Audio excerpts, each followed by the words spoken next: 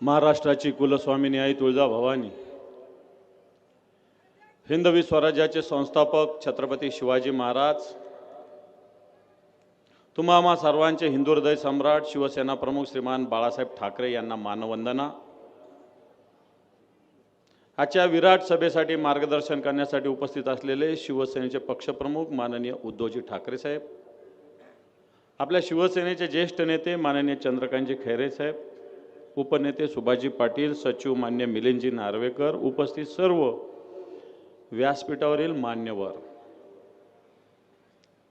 खरं तर काही घुबडं इकडं तिकडं फिरत असतील तर त्यांनी या मैदानावर किती लोक एकदा या घुबडांनी येऊन बघावं, कारण जसं मैदान बुक केलं तसं बरेच जण म्हणत होते की अरे अंबादास तू वेडा आहे का, सांस्कृतिक मंडळावर आता सभा होईल का, तुमच्यातले एवढे लोक गेले तेवढे लोक गेले, असं झालं तसं झालं। मग ज्यावेळेस सभा घ्यायचं निश्चित केलं त्यानंतर सभा मैदान भरणार नाही, ज्यावेळेस मैदान भरेल असं वाटलं त्या शिवसैनिक येणार नाही। अशा मला असं वाटतं, मी तर त्या विरोधी पक्षाचे जे लोक आहेत त्यांचा मनपूर्वक आभार मानतो की तुम्ही अशा पद्धतीनं आव्हान दिल्यावर शिवसैनिक चेकाळला आणि आज या मैदानामध्ये चांगल्या संख्येनं तो उपस्थित आहे। बरेच आपल्या जिल्ह्यातले आळद्या हळकुंडात पिवळे झालेले म्हणत होते, रोज बोंबलत असतात सकाळीच, प्रचार फक्त आपल्या मुलीचा आणि मुलाचाच करतात, बाकी काही करत नाही।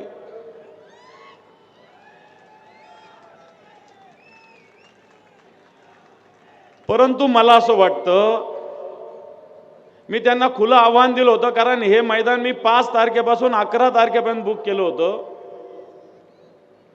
मी त्यांना खुलं आव्हान दिलं होतं, उद्या 11ला तुमचा कोण येतो त्यांना हे मैदान सगळ्या या व्यवस्थेसहित मी उपलब्ध करून देतो, तुम्ही हे मैदान भरून दाखवा, अशा प्रकारचं खुलं आव्हान मी दिलेलं आहे, लक्षात ठेवा। पण यांच्यात दम नाहीये। हे मैदान काय गल्लीमध्ये सभा घेत फिरतात, कोणीतरी डायरेक्टर फिरेक्टर आणून सभा घेतात। परंतु आज ही पुन्हा एकदा सभा होत असताना या मैदानावर पहिली सभा 12 एप्रिल 1988 ला शिवसेना प्रमुखांनी घेतली होती, जी पहिली महानगरपालिका शिवसेना लढली होती आणि 60 पैकी 27 जागा शिवसेनेच्या निवडून आल्या होत्या। आणि त्याच्यानंतर पुन्हा एक विजयी सभा झाली होती 8 मे 1988 ला, त्या दिवशी 27चे 28 झाले होते। मोरेश्वर सावे यांनी शिवसेनेत प्रवेश केला होता आणि त्याच दिवशी या मैदानावर शिवसेना प्रमुखांनी या शहराचं नाव संभाजीनगर घोषित केलं होतं। काल ते एक भाजपचं घुबड आलं होतं 4-5 दिवसापूर्वी डोंबिवलीचं, ते म्हणत होतं छत्रपती संभाजीनगर नामकरण आम्ही केलं, पहिला महापौर आमचा होणार। तुम्ही स्वप्न बघा, तुमचा महापौर होणार नाही, महापौर या भगव्याचाच होणार, एवढं लक्षात ठेवा।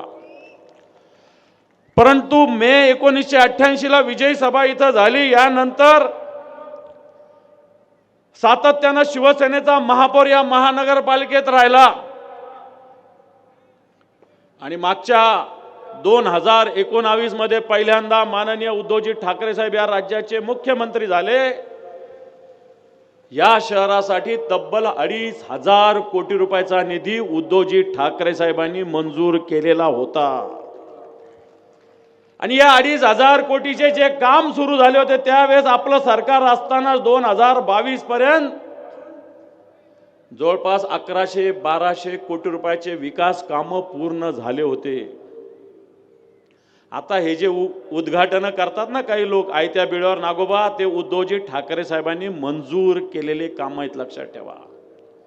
आणि याच्यातलं सगळ्यात महत्त्वाचं काम 1,680 कोटी रुपयाची पिण्याच्या पाण्याची योजना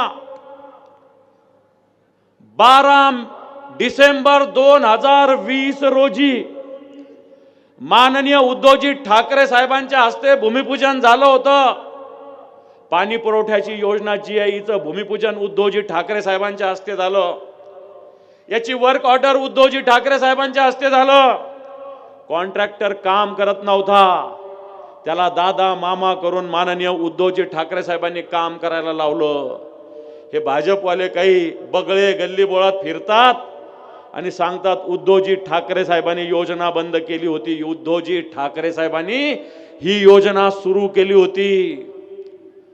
ही योजना होती उद्धवजी ठाकरे साहेबांची. जायकवाडी पासून तर फारोळ्यापर्यंत 37 किलोमीटरचं काम करायचं होतं. ठरलं होतं दर महिन्याला किती काम करायचं, 3 किलोमीटरचं काम करायचं होतं. 2020 पासून जून 2022 पर्यंत 27 किलोमीटरचं काम झालं होतं. 27 किलोमीटरचं.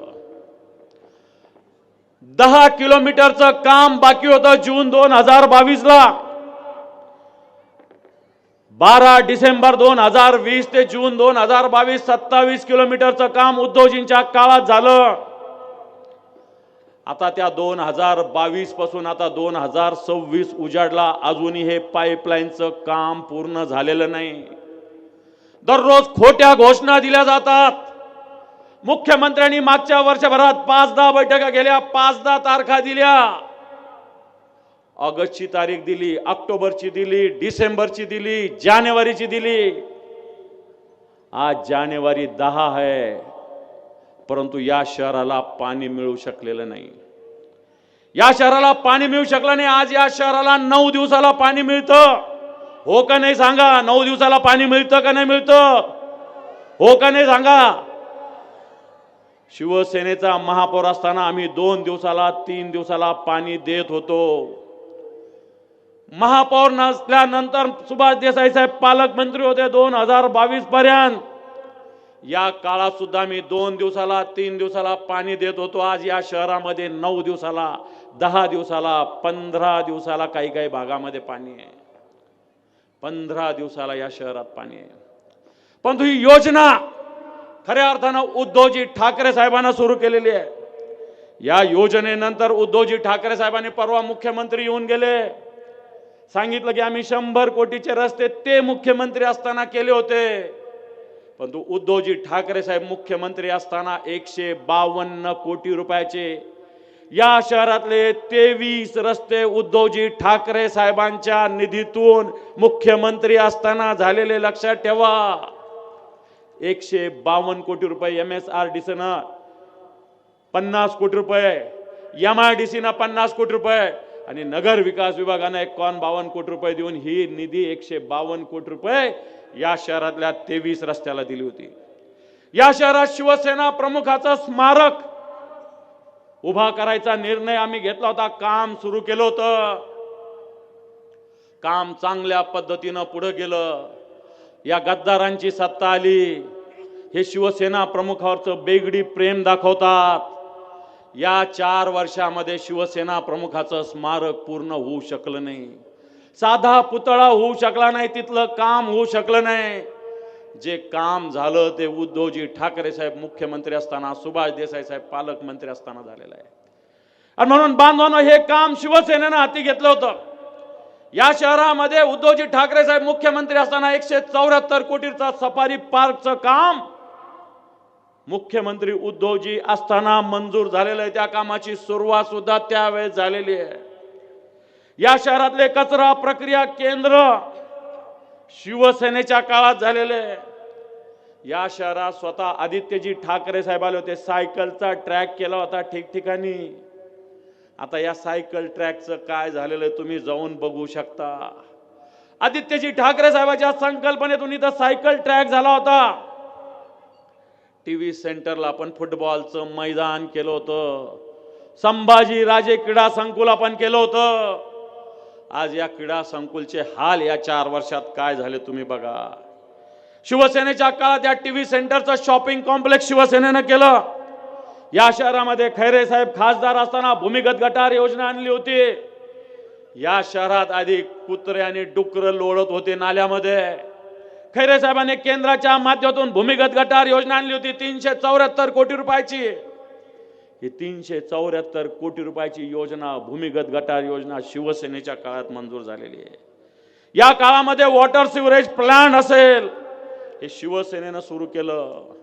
सगळ्यात महत्वाचं, कोविड असताना या संभाजीनगरचं मेडिकल हॉस्पिटल असेल, या संभाजीनगरची महानगरपालिका असेल, याचं अत्याधुनिकीकरण उद्धवजींच्या संकल्पनेतून झालं होतं. जी मेल्ट्रॉनची कंपनी होती तिची जागा होती MIDCची. या मेल्ट्रॉन मध्ये कोविड सेंटर त्यावेळेस सुभाष देसाई साहेबांच्या माध्यमातून शिवसेनेनं सुरू केलं होतं. महानगरपालिकेचं पहिलं कोविड सेंटर होतं. आज या कोविड सेंटरच्या माध्यमातून तिथं वेगवेगळे हॉस्पिटल नवीन करण्याचा प्रयत्न महानगरपालिका करते. 7 पत्र MIDCला लिहिलं. मी स्वतः 3 वेळेस राज्याचे उद्योग मंत्री उदय सामंतांना भेटलो. या मेल्ट्रॉनची जागा महानगरपालिकेला मिळाली पाहिजे. नाम मात्र भाडेतत्वावर, पण फक्त इथं घोषणा होते. ही जागा महानगरपालिकेला अजून मिळाली नाही. 7-10 पत्र MIDCला लिहिलेलं आहे. पण तो खऱ्या अर्थाने इथं कोविडचं सेंटर सुरू केलं होतं ते शिवसेनेच्या काळात उद्धवजी मुख्यमंत्री असताना. घाटीचं विस्तारीकरण त्याच राज्य सरकारने केलं होतं. उद्धवजी ठाकरे साहेबांनी याला मोठा निधी दिलेला होता. मी हे का सांगतो? मी फक्त टीका टिप्पणी करत नाही. शिवसेनेनं जे काम केलेलं आहे ते आपल्याला माहिती असलं पाहिजे. या शहरात शिवसेनेनं कवितेची बाग केलेली आहे. या शहरात शिवसेनेनं लोककलेची बाग केलेली आहे. या शहरात 70,000 LED लाईट केंद्राच्या माध्यमातून खैरे साहेब खासदार असताना मंजूर झालेले 70,000 LED लाईट या शहरात जे लागले ते शिवसेनेच्या माध्यमातून लागलेले आहे. आणि म्हणून बांधवांनो, अशा पद्धतीने हे पुढे जाणारं शहर संभाजीनगर, ज्याला सुपर संभाजीनगर आम्ही म्हटलं होतं, हे सुपर संभाजीनगर मागच्या 4 वर्षात या गद्दार लोकांनी भ्रष्टाचाराचा अड्डा बनवलेला आहे. भ्रष्टाचाराचा अड्डा हे संभाजीनगर बनवलेला या गद्दार लोकांनी, या भारतीय जनता पार्टीच्या लोकांनी ठिकठिकाणी भ्रष्टाचाराचे अड्डे इथं जमलेले. इथं परवा मुख्यमंत्री आले, टॉक शो नव्हता, तो फेक शो होता. या ठिकाणी त्यांनी बऱ्याच पर्यटनाच्या गप्पा मारल्या. परंतु आमच्या काळात सुरू आलेला वेरूळ महोत्सवाला साधे 5 कोटी रुपये पर्यटन विभाग देऊ शकला नाही. अरे आदित्य ठाकरे पर्यटन मंत्री होते. स्वतः वेरूळची लेणी, अजिंठ्याची लेणी कोपरा कोपरा जाऊन आले. या वेरूळसाठी 100 कोटी रुपये आदित्यजी ठाकरे साहेबांसारख्या एका व्हिजनरी नेतृत्वाने मंजूर केले. कोपरा कोपरा या दोन्ही लेण्याचं आम्ही जाऊन आलो. हे अजिंठा असेल, वेरूळ असेल, याचा विकास झाला पाहिजे. पर्यटन मंत्री स्वतः आदित्यजी ठाकरे साहेब 2दा-4दा येऊन गेले. मुख्यमंत्र्यांनी परवा घोषणा केली, पण आमचा साधा एलोरा फेस्टिवल सुद्धा तुम्ही करू शकले नाही. मी आताचे पर्यटन मंत्र्याला मागच्या काळात म्हणलं, महाबळेश्वरला तुम्ही 5 कोटी रुपये देता, संभाजीनगरला सुद्धा पर्यटन महोत्सव, या वेरूळ महोत्सवासाठी पैसे द्या. 1 रुपया येऊ शकला नाही. फक्त निधी अभावी इथला वेरूळ महोत्सव होऊ शकला नाही. बांधवांनो, या शहरातले अनेक उपक्रम बाहेर पळवण्याचा प्रयत्न झालेला आहे. या शहरात स्कूल ऑफ प्लॅनिंग आर्किटेक्चर येणार होतं, SPI येणार होतं. हे नागपूरला पळवून नेलं गेलं. या शहरात ज्यावेळेस साईचं सेंटर यायचं होतं त्यावेळेस आम्हाला आश्वासन दिलं गेलं की स्कूल ऑफ आर्किटेक्चर या संभाजीनगरात स्थापन केलं जाईल. परंतु देवेंद्रजी फडणवीसांच्या सरकारने हे स्कूल ऑफ आर्किटेक्चर संभाजीनगरात आणलं नाही, नागपूरला घेऊन गेलेले. बांधवांनो 1680 कोटी रुपयाची उद्धवजी ठाकरे साहेबांनी सुरू केलेली योजना आज 2760 कोटी रुपयाची झालेली आहे. 2022 पर्यंत 1680 असणारे 2760 का होतात? 1050 कोटी कोणाच्या खिशात जाणार आहे? जी 1680 कोटी योजना होती, परवा मुख्यमंत्री म्हटले 1600 कोटी राज्य सरकारचे, 1000 कोटी केंद्र सरकारचे. मुख्यमंत्री साहेब, आपण फार खोटं बोललेले. या संभाजीनगरला 832 कोटी रुपयाचं कर्ज या संभाजीनगर महानगरपालिकेला घ्यावं लागलेलं आहे.